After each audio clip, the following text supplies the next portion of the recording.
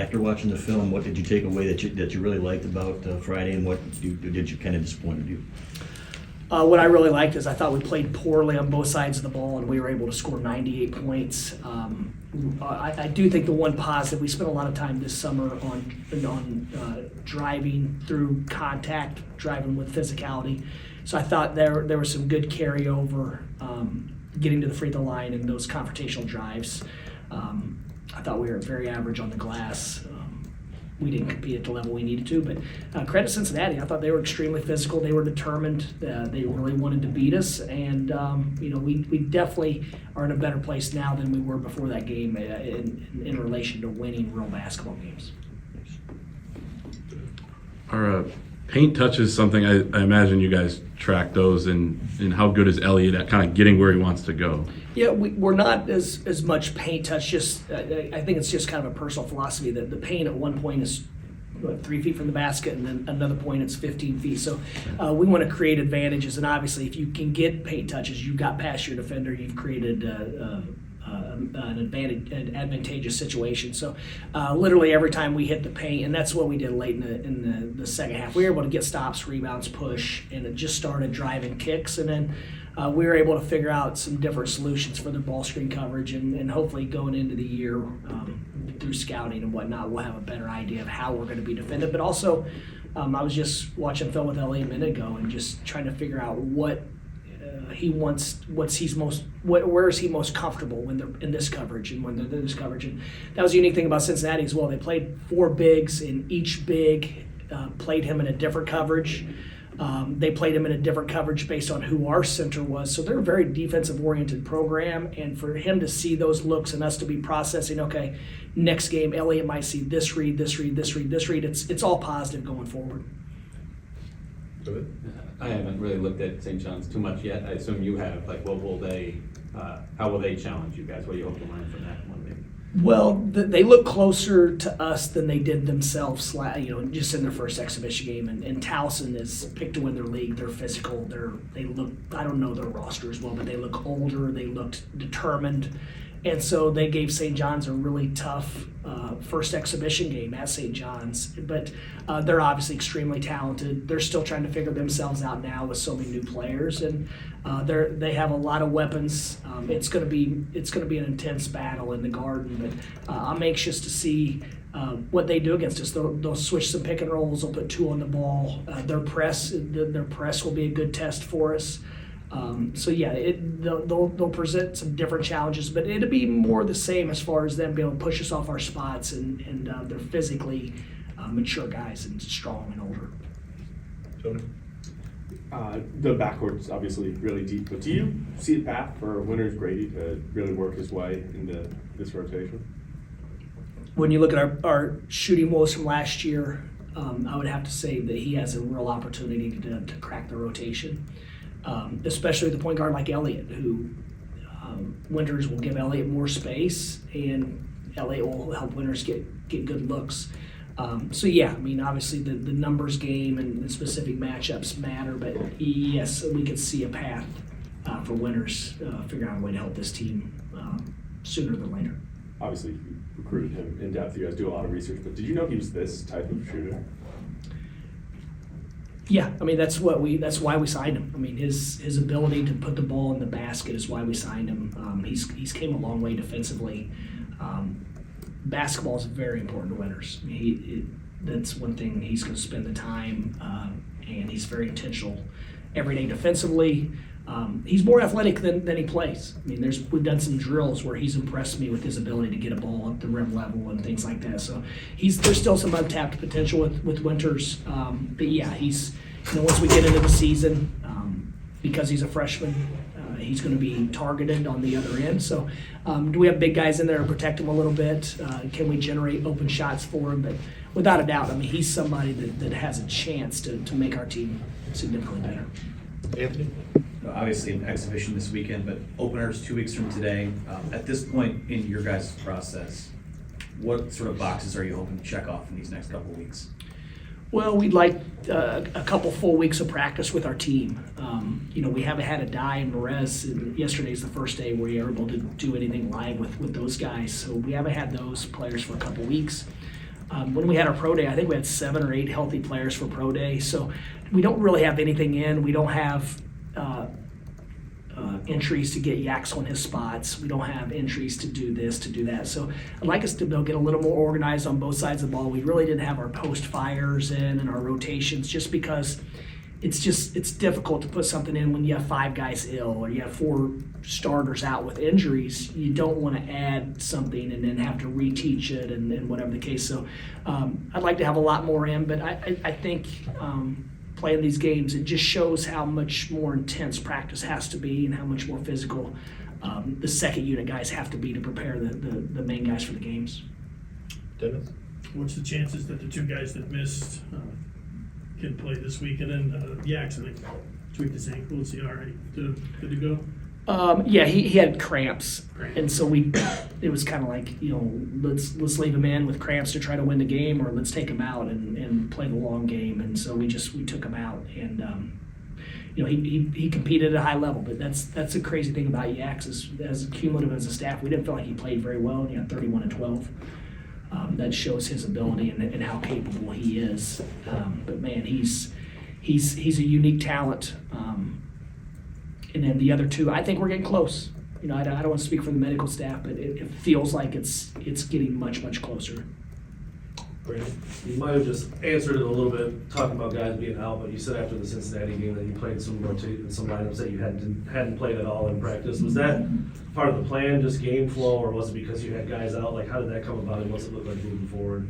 No, and I said it several times on the bench that when we were playing poorly, it was like your competitive nature kicks in to try to win that game.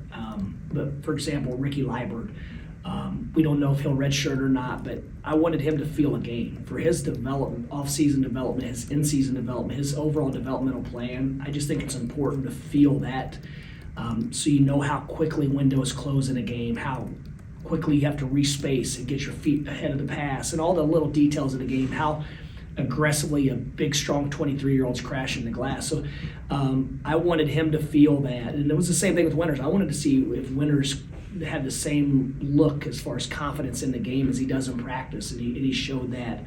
I wanted to see how Malik would respond, like what would be his fallback. Because we've never coached these guys and they've never been in this type of environment. So more than anything else, it was like we have to see these guys so we know how to coach them better, what to work on, versus simply trying to win a game that doesn't count on the records. And granted, don't get me wrong, we wanted to win, but we didn't want to win at the expense of just going at it where we're only trying to win. And I think Cincinnati was the same way. I'm sure they played a couple guys that won't play during the season, and there's more than just winning a exhibition game. I mean, to be honest, I think our Final Four year we got smacked on the road and then barely beat a Nova Southeastern team and barely beat them. That might have been our best win of the year. That team probably didn't lose a game the rest of the season. So, we don't put a lot of stock into it other than we need to find out where we are at that moment. Zach? Would you say that you learned anything about some of your smaller lineups without having Morez and Adai in kind of the second half of that exhibition, or was it kind of just trying to find guys to make things work? Yeah, we learned that those guys didn't play with the physicality and determination to keep bigger, stronger players off the glass. And a couple of our veterans, we had a very productive film session yesterday.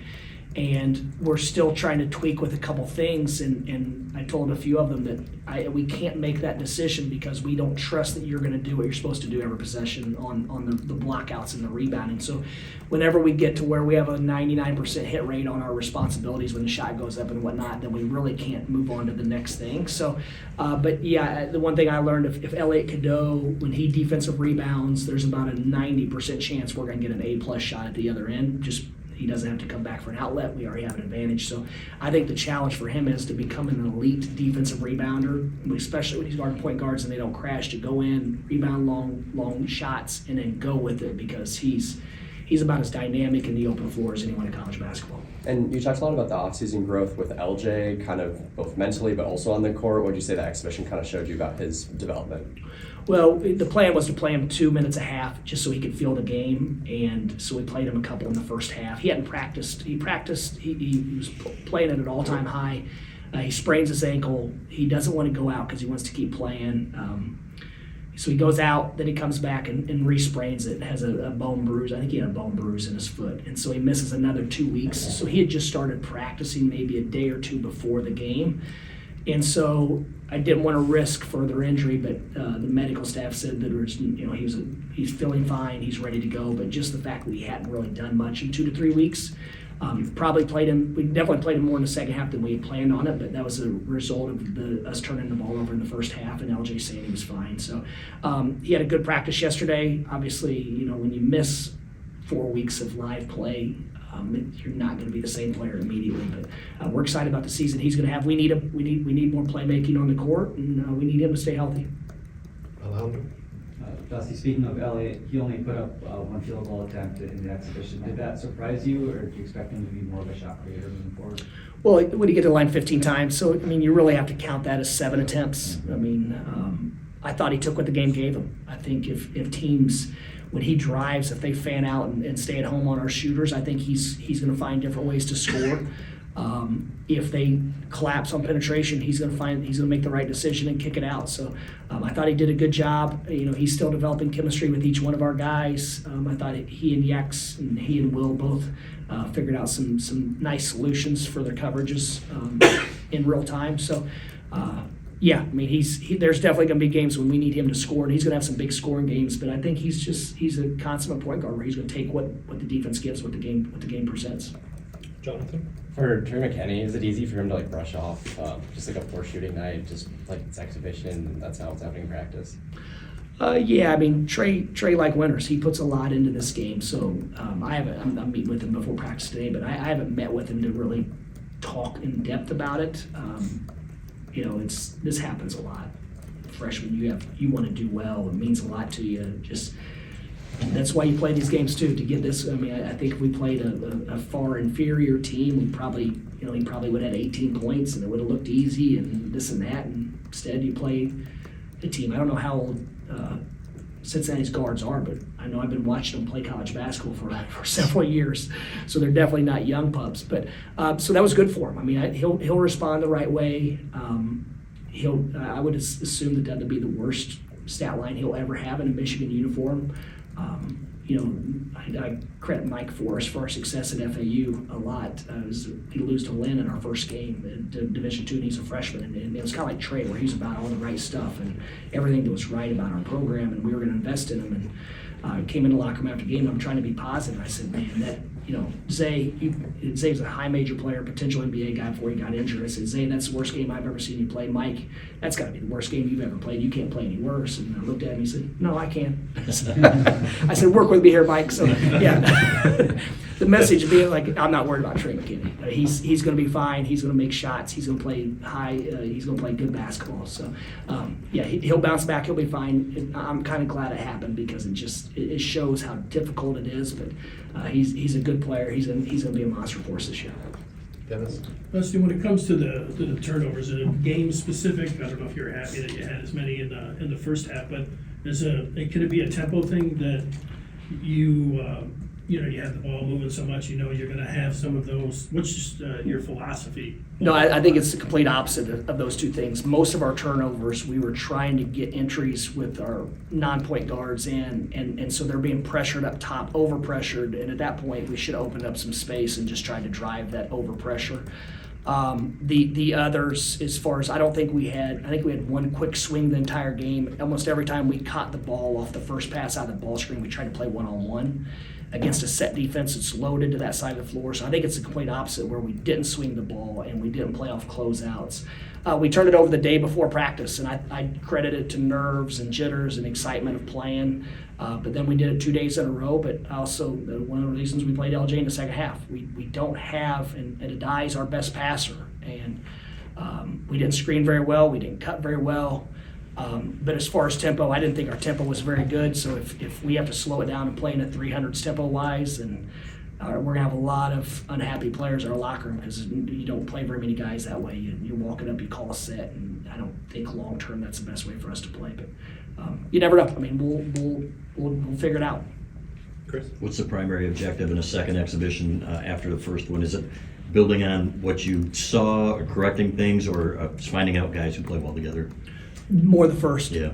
are we able to fix the things that we were really poor at? That's priority number one. And then once you fix them, then you've got to be able to build on that foundation as opposed to just forgetting what you fixed and moving on to something else. So no, number one is fixing the things that we were poor at. So the turnovers, more aggressive on the glass, our connectivity defensively. Those would probably be the things that we really want to see improvement on. Taking away easy baskets. We gave up a lot of easy baskets. Credit, their bigs are good though. We move. Will Cheddar loses 30 pounds. We move them back to the 5 in an emergency situation, and their bigs got too many angle baskets. They scored before the catch too frequently, and credit to those guys because they are good. But I mean, we needed a Dye and Morez to bang with those guys. But at the end of the day, they banked in a couple threes. They found a rhythm. We played poorly, and so it presented a challenge to come back. But I think during the comeback, we would get it to 2, and then we would make a silly error, and that was probably the most disappointing thing. As you reflect on last year, we rarely made those mistakes in winning time last year.